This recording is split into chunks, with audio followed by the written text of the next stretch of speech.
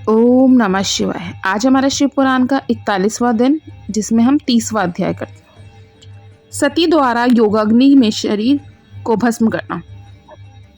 ब्रह्मा जी से नारद जी ने पूछा, हे पितामह, जब सती जी ऐसा कहकर मौन हो गई तब वहाँ क्या हुआ? देवी सती ने आगे क्या किया? इस प्रकार नारद जी ने अनेक प्रश्न पूछ डाले और ब्रह्मा जी से प्रार्थना की कि वे आगे की कथा सविस्तार सुनाए।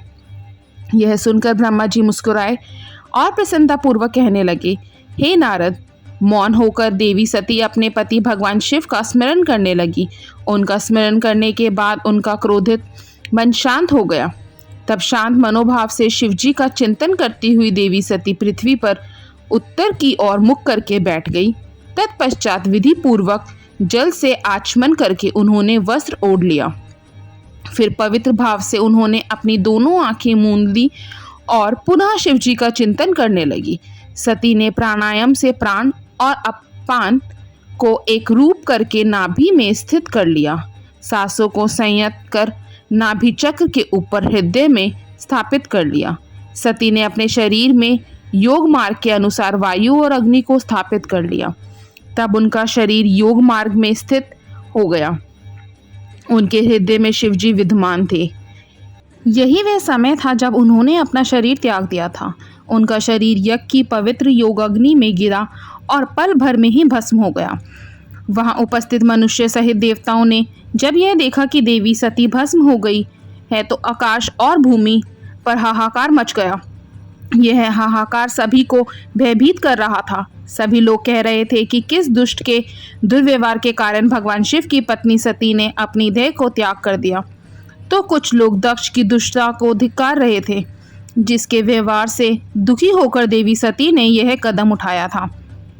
सभी सत्पुरुष उनका सम्मान करते थे। उनका हृदय असहिष्णु था।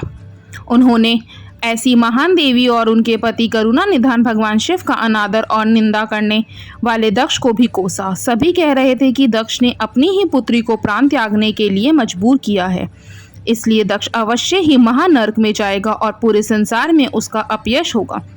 दूसरी ओर देवी सती के साथ पधारे सभी शिवगणों ने जब यह दृश्य देखा तो उनके क्रोध की कोई सीमा ना रही। वे तुरंत अपने अस्त्र शस्त्र लेकर दक्ष को मारने के लिए दौड़े।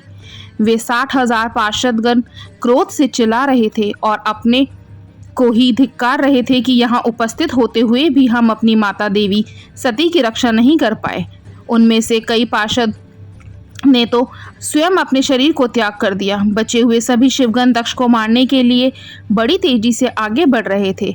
जब ऋषि भृगु ने उन्हें आक्रमण के लिए आगे बढ़ते हुए देखा तो उन्होंने यज्ञ में विघ्न डालने वालों का नाश करने के लिए यजुर मंत्र पढ़कर दक्षिणाग्नि में आहुति दे दी। आहुति के प्रभाव से फलस्वरूप यज्ञ कुंड में से त्रिभु नामक अनेक देवता जो प्रबल वीर थे वहां प्रकट हो गए। त्रिभु नामक सहस्त्रों देवताओं और शिवगणों में भयानक युद्ध होने लगा। वे देवता ब्रह्म तेज से संपन्न थे। उन्होंने शिवगणों को मारकर तुरंत भगा दिया। इससे वहां यज्ञ में और अशांति फैल गई। सभी देवता और मुनि भगवान विष्णु से इस विघ्न को टालने की प्रार्थना करने लगे। देवी सती का भस्म हो जाना और भगवान शिव के गणों को मारकर वहां से भगाए जाने का परिणाम सोचकर सभी देवता और ऋषि विचलित थे। हे नारद, इस प्रकार दक्ष के उस महायज्ञोत्सव में बहुत बड़ा उत्पात मच गया था और सब और त्राही त्राही मच गई थी। सभी भावी परिणाम की आशंका से भयभीत दिखाई दे रहे थे। ओम नमः शिवाय।